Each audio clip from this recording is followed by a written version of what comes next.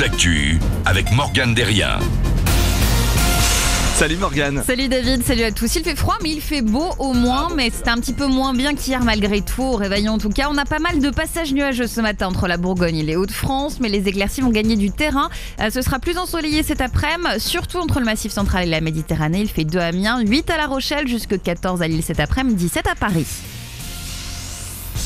C'est le jour J, celui de l'élection présidentielle. Les bureaux de vote vont ouvrir à 8h ce matin. Ils fermeront à 19h, voire 20h dans certaines grandes villes.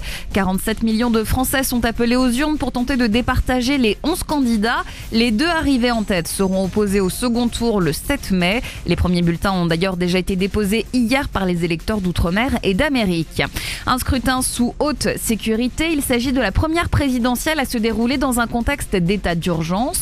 Depuis plusieurs mois, les services des forces de l'ordre organisent les dispositifs d'encadrement des bureaux de vote. 50 000 policiers et 7 000 militaires du réseau Sentinelle sont mobilisés aujourd'hui.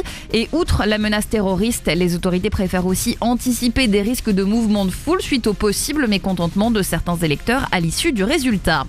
Il y a le temps du scrutin et puis aussi le temps de la commémoration. Un hommage national sera rendu mardi aux policiers tués sur les Champs-Élysées. La cérémonie sera présidée par François Hollande à la préfecture de police de Paris. Le temps d'honorer la mémoire de Xavier Jugelé, décédé dans l'attaque revendiquée jeudi par l'État islamique.